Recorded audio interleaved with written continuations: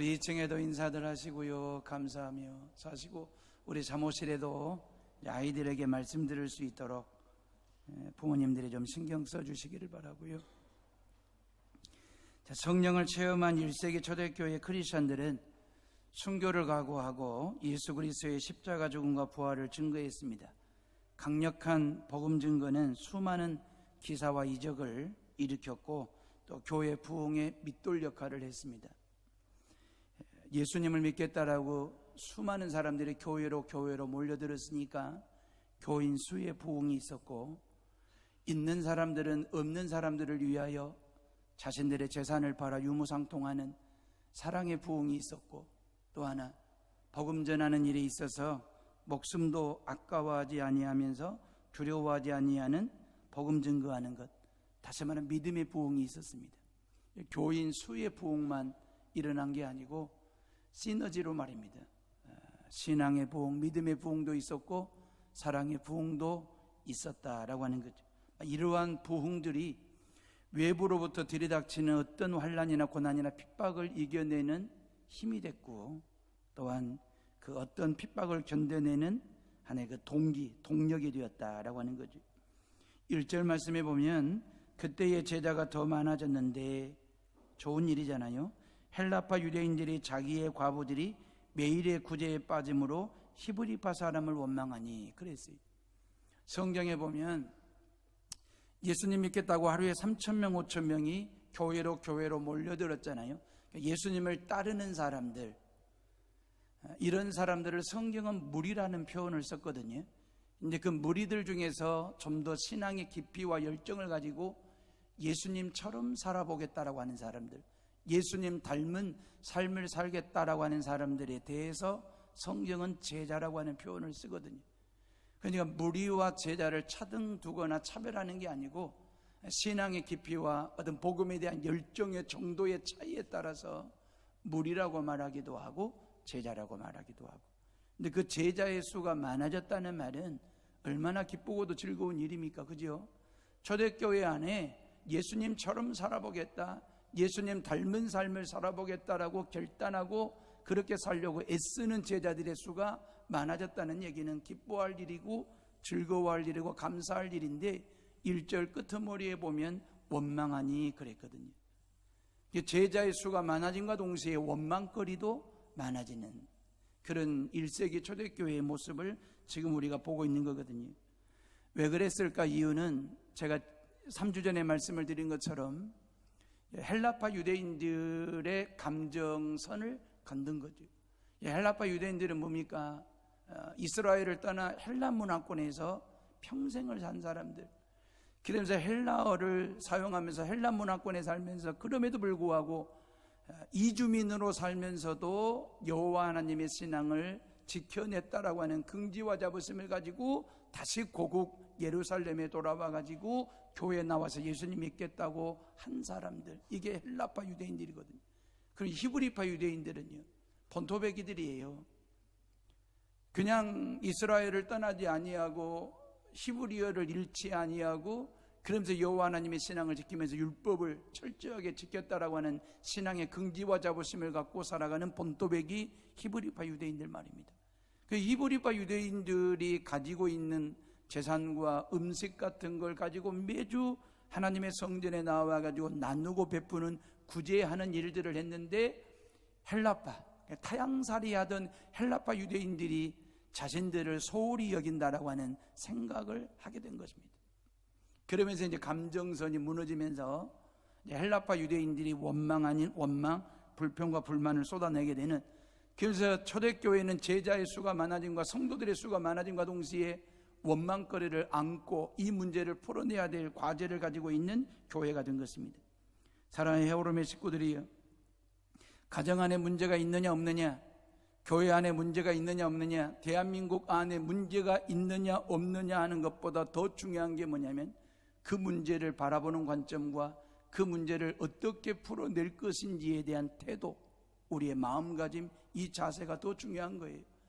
문제가 있냐 없냐에 집착하고 몰입할 게 아니라 이 문제를 가지고 내가 어떻게 이 문제를 풀어낼 것인가에 대한 그런 마음가짐과 자세 말입니다. 수많은 사람들이 문제없는 교회를 찾지만 그런 교회에 있으면 저 좀 알려주세요. 제가 가서 좀 목회 좀 해보게. 문제없는 교회가 이 땅에 없습니다. 제가 월요일 날 장성에 있는 남경산 기도원 이렇게 가면서 운전하면서 광주에 있는 후배 목사님들 두 분에게 전화 통화를 했습니다. 애들까지 합쳐서 한 5,000명 남짓 모이는 큰 교회 부목사 후배들입니다. 전화 통화하면서 나 남경산에 기도원에 기도하러 가네. 기도하러 간다고 했더니 대뜸하는 말이 형님 교회에 뭔 문제가 있냐고 그리 묻더라고요.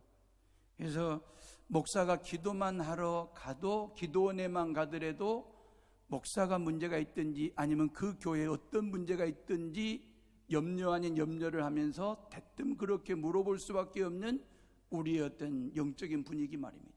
그래서 우리 해오름교회는 문제가 없고 2018년도 목회 계획 세울 겸 기도도 할 겸 쉴 겸 겸사겸사해서 가는 거니까 둘이서 시간 나면 기도원에 오라고 내가 밥 사주겠다고 그러면서 전화통화를 끊었는데 그런 거 있잖아요. 목사가 기도한다든지 금식 기도를 한다든지 아니면 교인들이 어떤 작정 기도나 금식 기도를 했을 때에 의뢰껏 그 목사에게 뭔 문제가 생겼을까? 아니면 그 교회 안에 어떤 큰 문제가 생겼길래 금식하며 기도할까라고 하는 염려 아닌 염려하는 그런 어떤 교회의 영적인 풍토 말입니다. 그러면서 여기저기서 쑥덕거리는 그런 이야기거리들이 우리에게 있다라고 하는 거죠. 안타까운 얘기인데 예루살렘 초대교회도 계속해서 문제가 생기지 않습니까? 기가 막힌 일이잖아요. 예루살렘 초대교회, 예루살렘 교회가 어떤 교회인데요? 성령 충만했던 교회 아닙니까? 날마다 부흥하고 모이면 기도하고 흩어지면 전도했던 그런 교회 아닙니까? 사랑이 넘쳐났던 교회 아닙니까? 어느 정도 사랑이 넘쳤냐면 자기 자신의 전 재산을 팔아가지고 교회 앞에 기부하면 그걸 가지고 없는 사람, 가난한 사람들과 함께 나누고 베푸는 그 정도의 사랑 말입니다. 얼마나 부흥되었습니까? 이 하루에 3,000명이 등록할 정도로 말입니다. 여수 땅에 3,000명 이상 모이는 교회가 없다고요. 근데 예루살렘 초대교회는 하루에 3,000명이 예수님 믿겠다라고 등록하는 그런 교회였으니 어마어마한 부흥이었지 않습니까? 안진병회를 일으켜 세울 정도로 3장에 보니까 능력 있는 교회가 바로 예루살렘 초대교회였거든요. 그런데 이런 교회에도 문제가 있었다라고 사도행전은 리얼하게 지적하고 있거든요. 아나니아와 삽비라 부부 말입니다. 이 아나니아와 삽비라 부부는 아마 교회 부흥의 핵심 역할을 했던 핵심 멤버였을 것입니다. 우리식으로 말하면 기둥 같은 일꾼들 말입니다. 근데 이 부부들의 마음의 중심에는 위선이 또아리를 들었고 결국 부부간에 짜고 하나님을 속이는 일을 했지 않습니까? 그때 하나님께서 그 두 부부의 생명을 거두시는 일들 말입니다. 오늘날 이 해오름 재단에서 막 이런 일들이 일어난다고 한다면 누가 해오름 교회를 다니겠으며 다니는 교인들도 다 내빼지 않을까라는 생각 말입니다. 여러분 아나니아와 삽비라 부부 쌍초상을 사도행전 5장에서 치루었지 않습니까? 그리고 사도행전 6장으로 넘어오니까 뭔 문제가 생겼어요? 헬라파 유대인들의 원망하는 문제가 툭 터져 나왔거든요. 그러면서 사도행전 한 장 한 장을 넘길 때마다 문제나 갈등이나 핍박이 툭툭툭 불거져 나오거든요. 사도행전 7장으로 넘어가면 스데반 집사님이 복음 전하다가 순교를 하세요. 8장으로 넘어가면요 기고만장한 사울 청년이 예수 믿는 예수쟁이들이 이잡듯이 다 잡아보겠다고 혈안이 되어가지고 천국을 누비고 다니는 그런 사울이라는 청년이 등장하게 됩니다. 여러분 이 사도행전 장마다 한 장 한 장을 넘길 때마다 초대교회 안에 이런저런 갈등과 충돌과 문제와 환난이나 핍박이 툭툭툭 불거져 나오는 그런 상황들 말입니다. 예루살렘 교회는 안팎으로 바람잘 날이 없는 우리가 흔히 말하는 문제 있는 그런 교회의 모습을 우리에게 리얼하게 보여주고 있거든요. 사랑하는 해오름의 식구들이요, 문제없는 사람이 없듯이 문제없는 교회도 없는 것입니다. 아무리 눈을 씻고 봐도 모든 교회와 목사와 성도는 문제 있게 되어 있습니다. 문제가 없어야 된다라고 우기는 그 문제가, 그 생각이 더 큰 문제가 되는 거죠. 홍수를 대비해서 하나님께서 노아에게 방주를 지으라고 말씀하시잖아요. 방주를 지으라고 말씀하시면서 그 방주 안에, 그 방주는 지금의 교회의 모델로 노아 구원의 방주를 짓게 하신 거잖아요. 그 방주 안에 8식구, 노아를 비롯해서 8식구가 들어가고 각양각색의 다양한 짐승들이 초청을 받아가지고 방주 안에 들어가 구원을 받습니다. 죄송한 얘기인데 이해하시고 들으십시오. 지상에 존재하는 모든 교회는 다양한 짐승 같은 사람들이 모인 곳이 교회인 것입니다. 왜 교회가 이 땅에 필요하냐?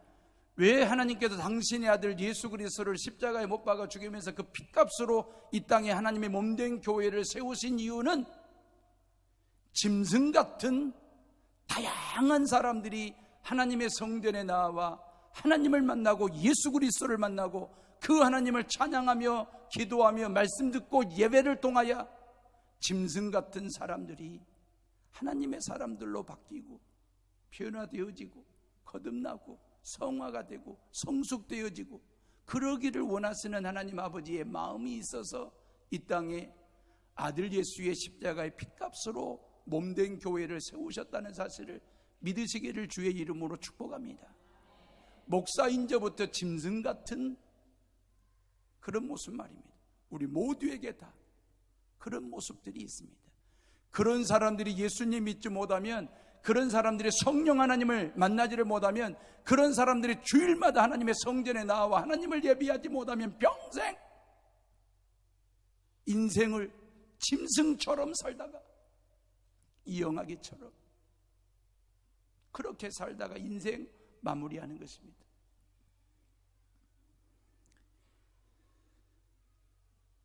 우리가 어찌 보면 이런 거 있잖아요. 예수 그리스도를 믿는 저와 여러분들이 정말 예수님의 똑 닮은 사람처럼 기계처럼 탁 찍어져 나오면 얼마나 좋겠어요.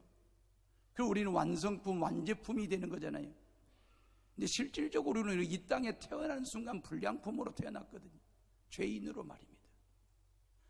불량품 같은 죄인들이 온전하시고도 완전하신 하나님 여호와를 만나가지고 완성되어져 가는, 온전해져 가는 공사 중에 있는 저와 여러분들의 모습 말입니다. 불량품이었던 저와 여러분들이 예수 그리스도를 만나가지고, 왜 주일이 필요합니까? 왜 이 시간 이 예배가 필요한 것입니까? 이 예배를 통해서 우리의 모난 부분 말입니다, 말씀을 통해서 쳐내고 말이에요. 찬송을 부르면서 뾰족한 데 있으면 좀 부드럽게 다듬고 말이에요. 그래서 하나님의 성품으로, 하나님의 사람으로 우리를 다듬고 우리를 이렇게 다시 가다듬어 내는 그런 시간 말이면, 토기장이 되신 하나님의 손 위에 들려진 존재로 하나님의 사람으로 빚어지는 시간이 주일이고 이 예배가 되는 것이거든요. 그래서 하나님께서 이 예배를 통하여 하나님의 사람으로 빚어가지고 다시 세상에 보내놔도 우리는 주중의 삶에 여기가 망가지고 저기가 망가지고 흐트러지고 어그러져가지고 다시 우리는 불량품이 돼가지고 다음 주에 또 하나님의 성전에 나오게 될 텐데, 그래서 주일이 필요한 거고 예배가 필요한 거고요. 예배 중에 하나님께서 우리를 만들어 주시고 다듬어 주시고 보듬어 주시고 안아 주시고 가꾸어 주시고, 그래서 다시 세상으로 내보내시는 하나님의 손길 말입니다. 예수님한테 직접 배운 12제자들이 목회하던 예루살렘 초대교회에도 계속해서 문제가 생기고 터지고 그러지 않습니까? 마찬가지입니다. 큰 교회이든 작은 교회이든, 교인 수가 많든 적든, 교회 재정이 풍성하든 부족하든, 농촌에 있든 도시에 있든, 오래된 교회이든 이제 막 개척한 교회이든지 간에 모든 교회는 문제투성이다. 왜? 목사도 문제가 있고 그 교회를 다니는 성도들도 문제 있는 사람들, 불량품이기 때문에. 문제 있는 사람들이 모여있는 그곳은 문제 있을 수밖에 없는 거죠. 중요한 것은 그런 교회를 하나님이 한 번도 포기한 적 없고, 그런 목사를 한 번도 하나님이 내친 적 없고, 그런 성도 마음에 안 든다고 하나님께서 한 번도 당신과의 관계에 연줄을 끊어본 적 없이 변함없이 어제나 오늘이나 내일이나 작년이나 올해나 내년이나 변함없이 늘 우리와 함께 하시고 우리를 품어주시고 안아주시고 다듬어주시고 당신의 자녀 삼기 위해서 끊임없이 우리에게 말씀하시고 은혜 베풀어 주시고 사랑 주시는 그 하나님의 사랑의 손길이 있기 때문에 제가 목사직을 감당하는 거고, 여러분들이 이 시간 하나님 앞에 예배 드릴 수 있다라고 하는 것입니다. 문제가 없어서 하나님의 성전에 나온 게 아니라 문제투성이로 하나님에 나왔음에도 불구하고 하나님께서 우리를 문제시 하지 않으니까 목사 일을 하는 거예요. 여러분들이 하나님의 자녀로 살아가는 거예요. 어찌 보면 이 교회 안에도 저만 알고 있는 문제도 있고 제가 모르고 있는 여러분들만이 알고 있는 문제도 있을 수 있고요. 여러분들이 구역 모임을 가거나 남성교회 의전도회 모임을 가거나 아니면 여러 다양한 모임들을 가져보면 교인들끼리 이렇게 만나고 모임을 가져보면 뭔가가 거시기한 문제가 다 있습니다. 오랫동안 해오른 교회를 다닌 교인들이나 이제 막 교회 출석해서 다니는 교인들 간에 서먹서먹함 이런 갈등도 말입니다. 있지요. 동갑이고 친구인데 교회 와서 봤더니 누구는 장로이고 누구는 권사이고 나는 집사이기 때문에 생기는 컴플렉스 말입니다. 이 갈등도 우리 안에 있습니다. 이런 문제와 갈등을 어떻게 초대교회는 풀어낸지를 살피면서 우리 교회 안에는 이런 문제가 없는지 진단해보는 시간을 갖도록 하는 것입니다. 원망은 누가 했느냐 하면 구제를 받는 쪽이 했습니다. 도와준 사람이 한 게 아닙니다. 도움을 받는 쪽에서 이런저런 원망과 불평과 불만을 쏟아냈습니다. 많니 적니 좋니 나쁘니 하는 늘 받는 쪽이 그리 돼 있어요. 주는 쪽은 불평도 불만도 없습니다. 그래서 예수님은 너희는 주는 자가 되라고 그래서 말씀하셨는지도 모르겠어요. 받는 자보다도 주는 자가 복이 있다라고 말씀하신 이유가 바로 그런 점이지 않을까라는 생각 말입니다. 부모님들이 아예 유산 남기지 않으면 자녀들 간의 갈등과 충돌도 원망도 싸움도 없습니다. 근데 부모님들이 유산을 남겨놓다 보니까 자녀들 간의 그 유산 문제를 가지고 재산 싸움을 하는 거예요. 내가 부모님을 더 오랫동안 모셨기 때문에 더 많이 받아야 된다. 누가 더 많이 받는지에 대한 촉각을 세우고 말입니다. 그러면서 자녀들 간의 갈등과 충돌이 생기는 거죠. 주는 부모에게는 아무런 원망도 불평도 없는데 받는 자식들 안에서 이런저런 불평과 원망이 나오는 것입니다. 도움을 받는 헬라파 유대인들에게 원망이 생겼습니다. 도움을 주던 히브리파 유대인들에게는 그런 갈등이 없었는데, 그러면 우리 얼른 생각을 해보세요. 히브리파 유대인들의 입장에서는 참 억울했을 거예요. 답답했을 거예요. 자기 자신들의 재산을 팔아가지고 어려운 사람, 가난한 사람들을 돕겠다고, 나누겠다고, 베풀겠다고, 구제하겠다고 선의의 뜻을 가지고 구제를 했는데 돌아오는 것은 욕이고 원망이고 비난이고 비판이고 불평이라고 한다면, 도움 주는 입장에서는 이 문제를 해결하는 간단한 방법이 있습니다. 아주 쉬운 방법이 있습니다. 중단하면 되는 것입니다. 포기하면 되는 것입니다. 안 하면 되는 것입니다. 내가 칭찬 듣자고 좋은 소리 듣자고 한 것은 아니지만, 그렇다고 내가 원망 듣고 불평 불만 듣자고 한 것은 아니니까 나누는 것 그만하면 되는 거예요. 베푸는 것 끝내버리면 되는 거예요. 구제하는 것 포기하면 더 이상 원망도 불평도 불만도 없을 수 있잖아요. 근데 생각을 해보세요. 구제하는 일이, 나누고 베푸는 일이 얼마나 좋은 일인데, 그게 얼마나 귀한 일이고 하나님께서 영광 받으신 일이고 하나님의 나라를 세우는 일인데, 그걸 중단하고 포기한다고 한다면 원망하는 사람이나 그것 때문에 포기하고 중단하는 사람이나 다를 바가 뭐 있습니까? 예수 믿는다는 게 뭡니까? 제자로 산다는 것이 무엇입니까? 그리스도인으로 이 땅에서 살아간다라고 하는 게 뭡니까?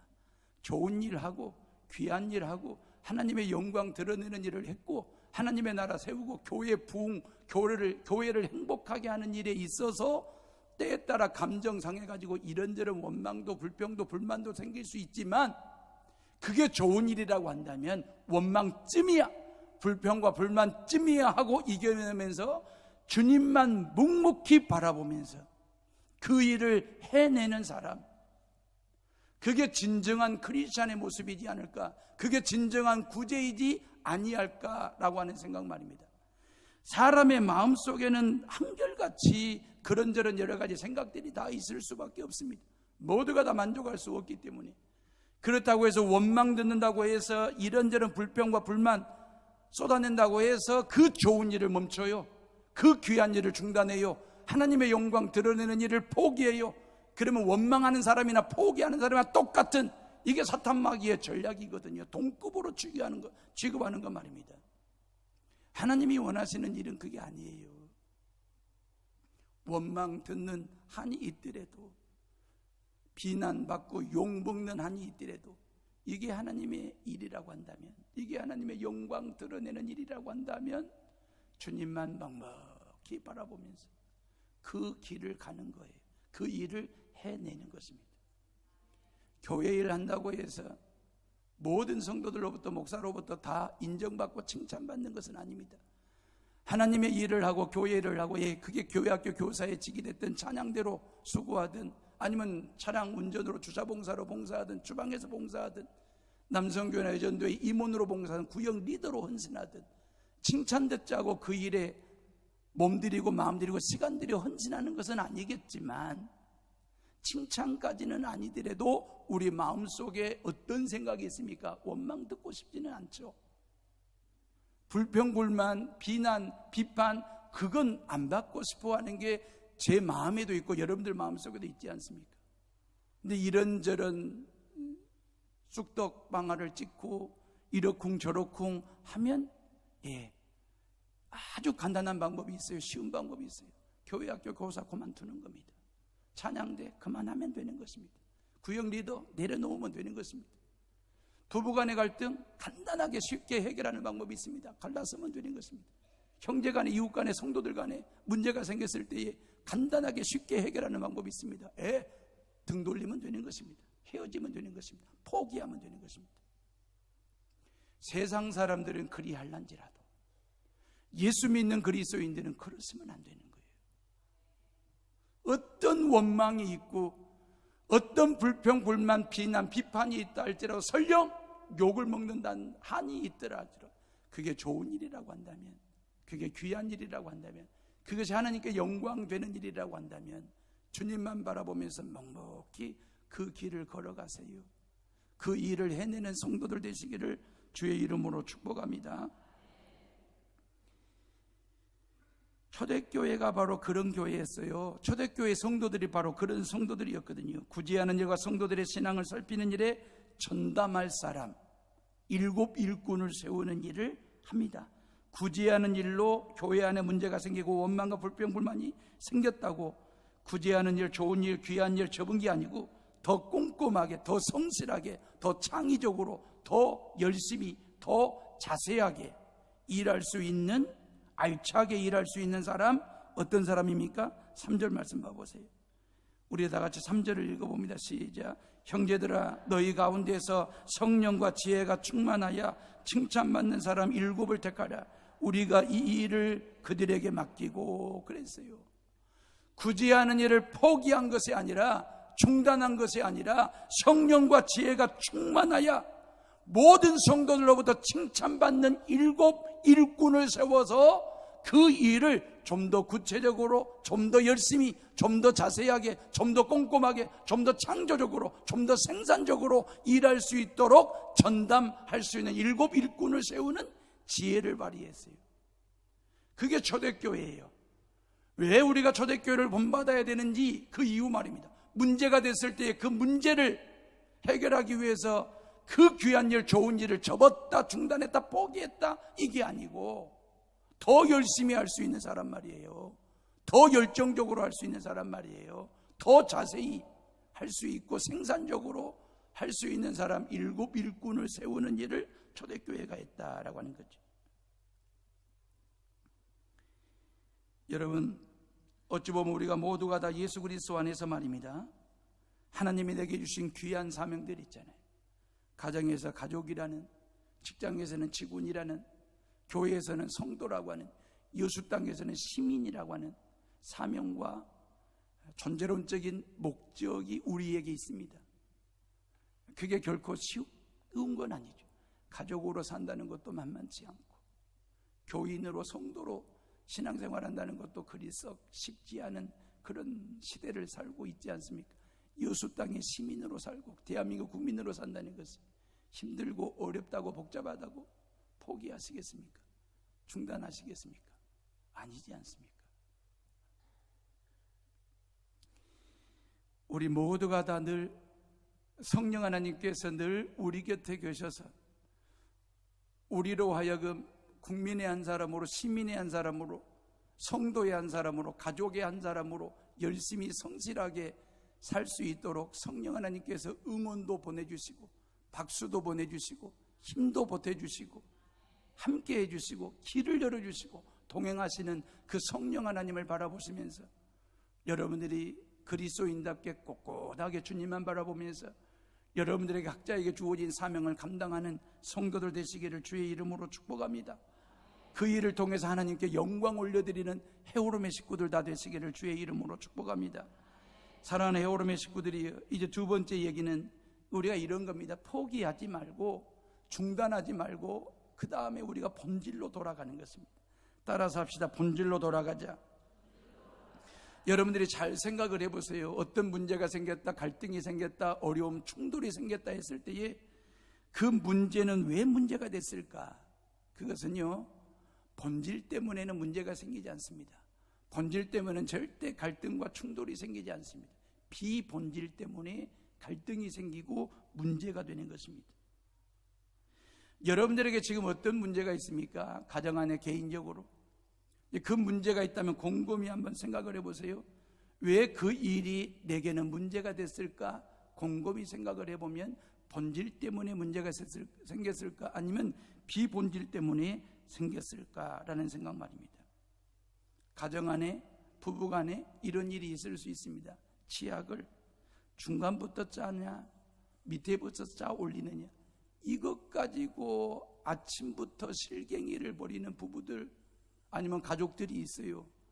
아니, 치약을 중간부터 짜냐 밑에서부터 짜냐 하는 것은 비본질이에요. 그 본질이 아니에요. 그것이 본질인 양 그것 가지고 타박을 하고 썩내고 화내고 그래가지고 아침부터 얼굴 붉히게 하고 말이에요. 본질이 뭡니까?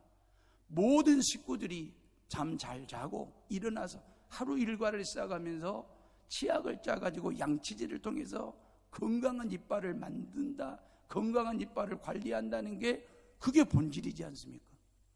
그 본질이 맞으면 되는 건데 치약을 중간부터 눌러 짠다고 그것 때문에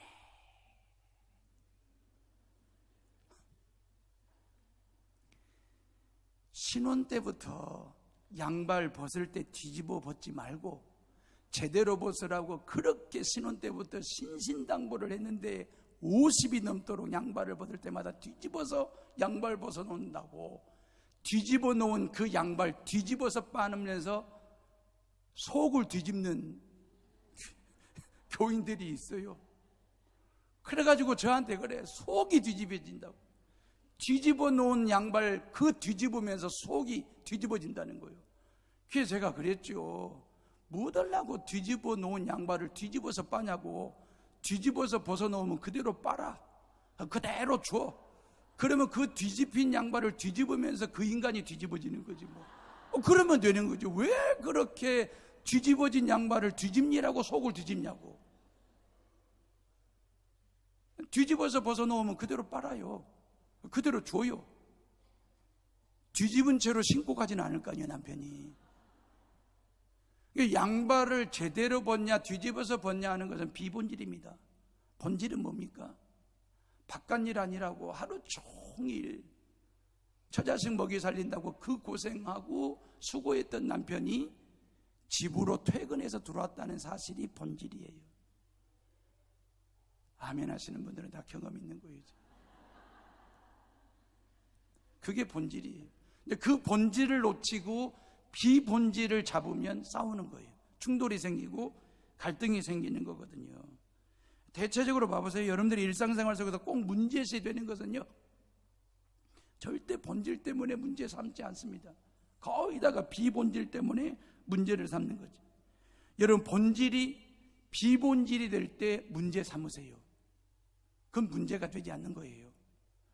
근데 비본질을 문제 삼지 않으면 그건 문제가 되는 거거든요. 본질을 잃어버린 인생을 살게 되는 것이니까.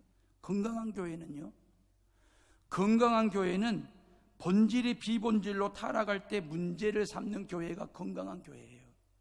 예를 들어 임목사가 말입니다, 목회의 본질에서 벗어나잖아요. 그러면 우리 헤어룸의 18명의 장로님들과 모든 성도들이 저한테 문제 삼으셔야 돼요.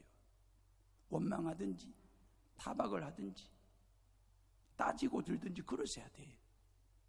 제가 설교를 할 때마다 성경에서 벗어난 설교를 한다든지 목회가 본질에서 벗어난 목회를 하면 여러분들이 저에게 문제를 삼아야 그것이 곧 여러분들이 저를 사랑하는 거고 제가 여러분들을 사랑하고 여러분들이 교회를 사랑하는 결과가 되는 거지.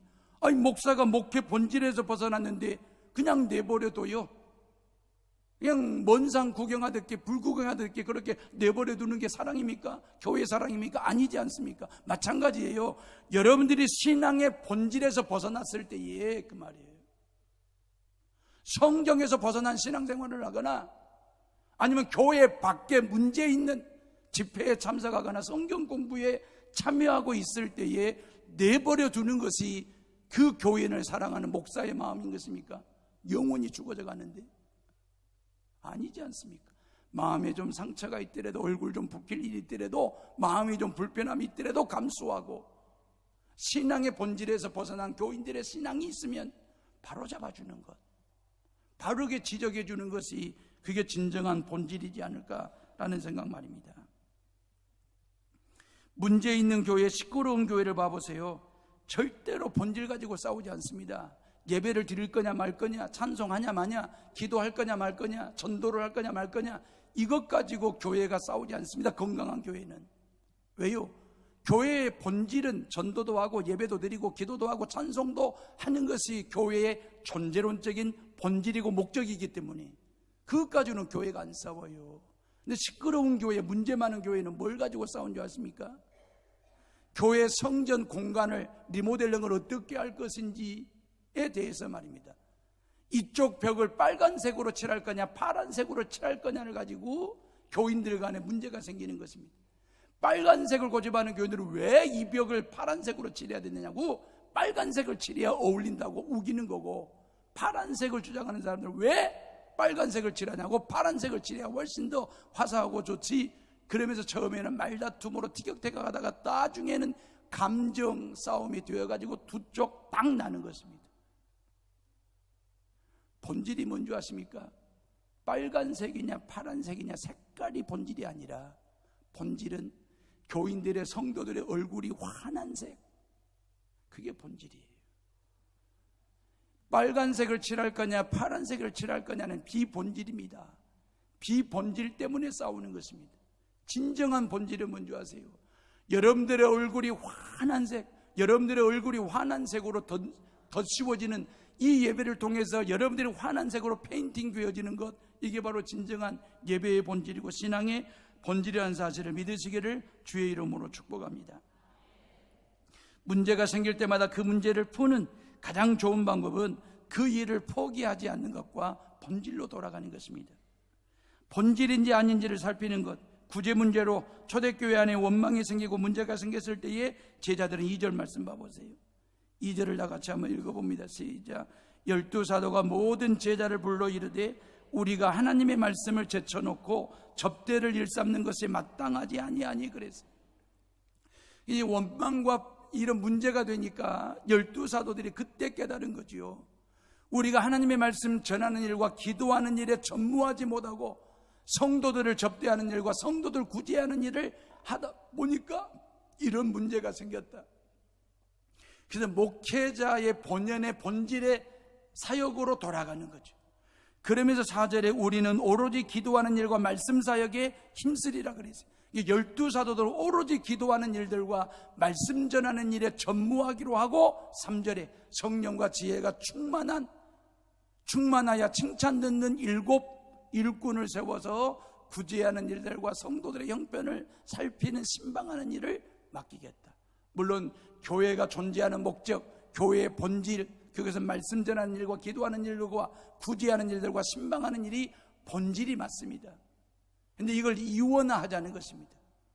12사도들은 말씀 전하는 일과 기도하는 일에 전무하고 7 일꾼들은 신방과 구제하는 일을 전담함으로 인하여 교회 안에 이런저런 갈등과 충돌과 분쟁과 원망과 불평, 불만이 없도록 행복한 교회 만드는데 12사도들과 모든 성도들이 본질로 돌아가자, 우선순위로 돌아가자. 목회자들이 해야 될 우선순위가 뭔지, 성도들이 해야 될 우선사역이 무엇인지를 구분하는, 그렇게 해서 초대교회는 이 문제를 풀어냅니다. 다음 주에 한 번 더 이 본문 말씀 가지고 말씀을 전하기로 하고요. 결론적인 얘기인데 여러분들에게 먼저 이해를 구하고 이런 표현을 써보겠습니다. 여러분들은 쓰레기 같은 사람 되지 말고 쓰레기통 같은 사람이 되십시오. 이 땅의 모든 크리스찬들은 쓰레기통 같은 인생, 쓰레기통 같은 신앙생활을 하셔야 됩니다. 쓰레기나 쓰레기통에는 뭐가 다르다고 목사님은 우리에게 쓰레기통 같은 인생과 신앙생활하라고 권하십니까? 라고 여러분들 뜨하게 생각하시는 분들이 계실지도 모르겠습니다. 쓰레기와 쓰레기통은 다릅니다. 그리스도인들은 쓰레기통이 되어야 됩니다. 원망이라는 쓰레기를 누군가가 버렸을 때 그 원망이라는 쓰레기를 누가 주워 담을 거예요. 누가 그 일을 해야 되겠습니까? 이 여수 땅에 여러분들의 삶의 현장과 여러분들이 다니는 모든 캠퍼스와 직장 안에, 가정 안에, 교회 안에, 이 여수 땅 안에 원망이라는 쓰레기, 불평, 불만이라는 쓰레기, 세기 질투 쓰레기, 교만이라는 쓰레기, 욕심이라는 쓰레기, 충돌과 갈등이라는 쓰레기가 여기저기 너저분하게 떨어지고 버려지고 날려다닐 때에 그걸 주워 담을 사람이 누구냐 그 말입니다. 불자들에게 그 일을 맡길까요? 이슬람 교도들에게 그 일을 맡길까요? 왜 하나님께서 저와 여러분들을 그리스도인 되게 하셨는데요? 우리의 마음통을 쓰레기통으로 개조해가지고 원망이라는 쓰레기 주워 담으라고, 미움과 세기, 질투, 욕심, 교만, 이 모든 것 주워 담는 쓰레기통 같은 인생 살고 쓰레기통 같은 신앙생활 하라고 하나님께서 우리에게 그런 사명을 우리에게 주셨으니까요. 버리시는 인생 사실랍니까? 줍는 인생을 사실렵니까? 쓰레기 인생 사실렵니까? 쓰레기통 같은 인생을 사실렵니까?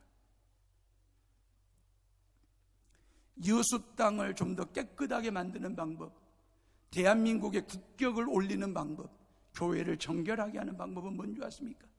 이 땅에 예수 그리스도를 믿는 성도들이 쓰레기가 아닌 쓰레기통으로 사는 것입니다. 그래서 주워 담는 것입니다. 헤어론 교회는 여수 땅의 쓰레기통이 되어야 됩니다. 이제 여러분들의 세상으로 나아가 직장과 가정과 모든 사람들과의 관계 속에서 누군가가 원망과 불평과 불만과 세기, 질투와 욕심과 교만이라는 쓰레기를 버릴 때에 묵묵히 주님만 바라보면서 주워 담아내는 마음통을 쓰레기통으로 바꾸어서 그렇게 살아가는, 그러면 여수가 지금보다 훨씬 더 깨끗한 도시가 될 겁니다. 대한민국의 국격이 올라가게 될 것입니다. 한국교회는 정결한 교회가 되게 될 줄로 믿습니다. 기도하겠습니다.